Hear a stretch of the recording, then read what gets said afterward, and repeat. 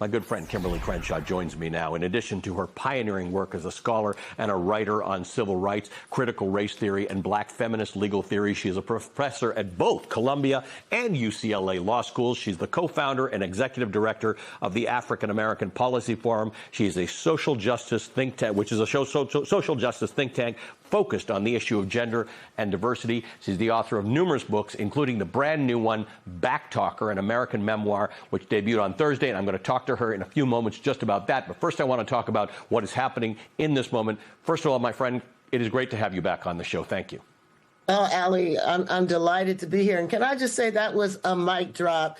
You put it all together, and we have to ask, if we knew all of this, if it is abundantly clear from Project 2025 what they were going after, if history tells us this is how disenfranchisement happens, if it also tells us how we all lose our democratic rights when a particular subgroup is targeted for this kind of erasure, if we know all of that, why is this happening?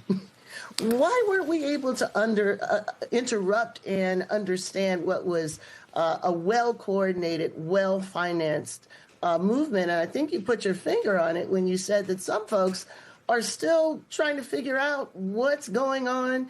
Can we afford to talk about racism? Can we name it?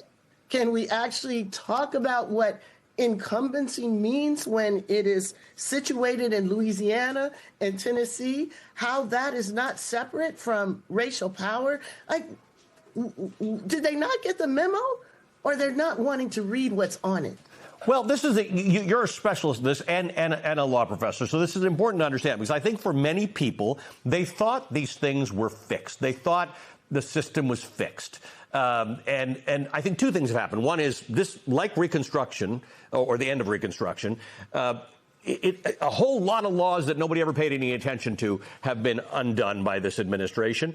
And it's not fixed. If you don't police behavior and equality and fairness, it doesn't police itself. It does not. And more to the point, if your understanding of racism is basically grounded in, do you talk about race? Right? Are you the first one to say, look, there might be a problem here? If that is your narrow vision of what racism is, then you are undermining the ability to actually develop the tools, the literacy, the interventions that can tell you where racial power is still operating. That's what the attack on CRT was all about, erasing our ability to actually name, to analyze, to point in the direction of these policies, these dynamics that were going to do exactly what they're now doing. So, one of the things that I say a lot to folks is, if you want to know what the other side is most afraid of, look at where they're pointing the finger. Look at what they're trying to erase. When they came after critical race theory, the 1619 Project, they were telling us that history, that willingness to actually narrate and understand the ground upon which we stand is important in our ability to maintain these policies and ability to actually have a full democracy. So we should have defended it as much as they went after it. Yes. And unfortunately, that's not what happened. But why don't we? Why don't we, Kimberly? I never will say anything bad about Martin Luther King, but I think maybe people misinterpreted the whole arc of history bends towards justice thing, right? Like, no, it actually bends the way you bend it, and Republicans have figured this out. They have figured it out. Look, I think one of the reasons why people have a hard time dealing with it is, these are not comfortable conversations. People don't like to actually think about whether the ground that they actually stand on is not natural and just inherently a product of their whole hard work.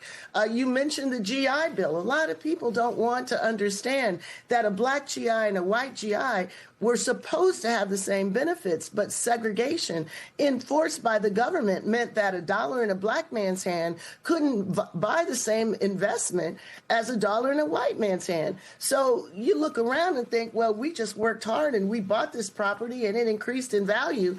It's hard to think that those other folks on the other side of town were not able to do what you were able to do. So we don't like talking about it. We don't know how to talk about it. And so when right-wing strategies like the attack on Black history and museums come along, there are a lot of people who are willing to say, well, you know what? Maybe things will be better if we don't talk about that difficult stuff. And they don't realize we cannot have a democracy in this country without talking about that stuff. That stuff has always been the thing that's broken our democracy, and we're on the precipice of watching it happen again. Kimberly, I can talk to you for hours about this, and I'm glad to have it back in the show. And I want to remind our viewers that you and I have talked for hours because you were always so good at being able to come on and explain these complicated concepts to us. I want to take a break, and when I come back, I want to talk about your brand new book. We're going to talk about Backtalker, an American memoir, with Kimberly Crenshaw when we come back. In the opening note of her new memoir, Backtalker, Kimberly Crenshaw contextualizes its title with a bit of personal history. Quote, being a backtalker is like being lactose intolerant. There are things that I cannot digest. To accept anything close to second-class status as the price of belonging sickens me. I learned this the hard way during my first year at Harvard Law School when I bent and scraped my way into voluntary humiliation. Crenshaw goes on to describe a party at an elite, nearly all-white social club. She attended with a friend, and when they arrived, they were told that as women, they were meant to enter through the back door. She accepted, not wanting to make a scene for the sake of her friend, who was the club's first black member.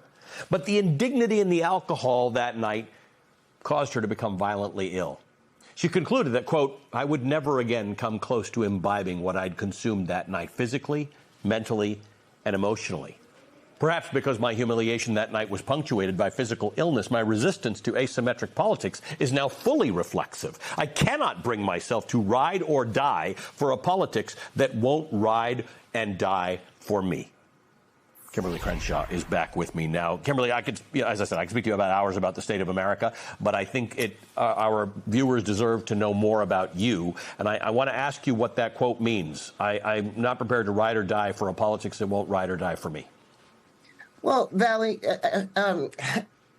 I have spent a lot of time trying to think hard about where backtalking comes from and what the direction of it is. And in my memoir, I talk not only about backtalking to a nation and to organizations that don't ride or die for me, but also within families, within friendship networks. The point simply is that we expect a lot from each other, and the important determination of how we should go about showing up should be a symmetrical idea of allyship. It shouldn't be that as a Black American, I should accept racial terms of existence. I should accept being a second-class citizen. It's the same with respect to anti-racist politics. Women shouldn't be the last ones considered when we're fighting against anti-Blackness, and the same within feminism. So I link together all of these moments in my life when I was expected to take a back seat in advance of a wider, broader interest, and that never works out in a way that people come back and say, okay, now we're going to support your interests.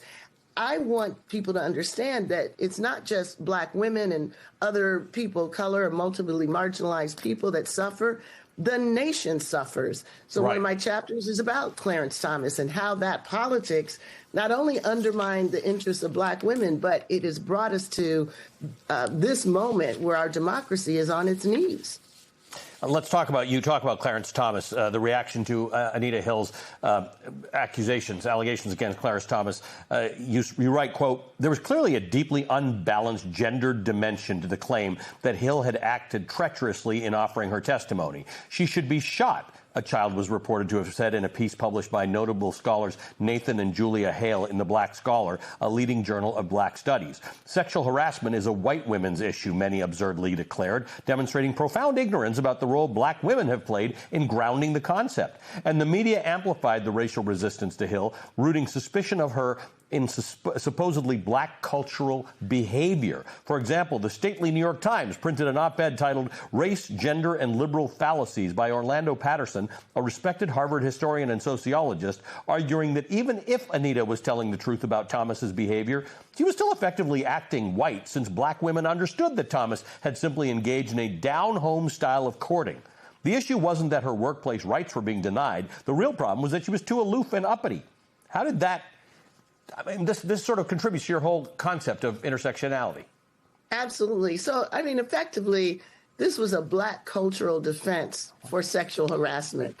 Black women don't get offended by that kind of thing. They know how to put them in their place, which, first of all, was just outrageous on its own terms, right? The idea that it's a Black thing you wouldn't understand. It's just an insult and an assault on Black women.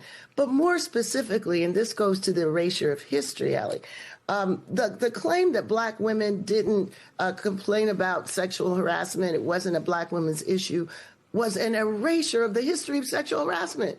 Black women have been sexually harassed since we arrived on these shores. That is a polite name for what enslavement was. But it also extended after enslavement to work in homes, to work in industries. Black women were some of the first plaintiffs who were challenging sexual harassment.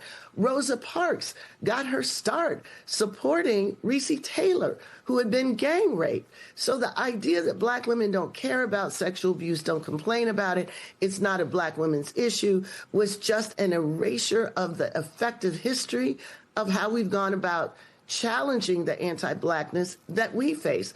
Unfortunately, it wasn't a history that a lot of people knew. They knew the history of lynching, and that was what allowed Clarence Thomas to call masses of people, Black people, liberals, and others, to his defense. Kimberly, thank you for the book. Thank you for your friendship to the show. Thank you for being here this morning. It's great to talk to you again.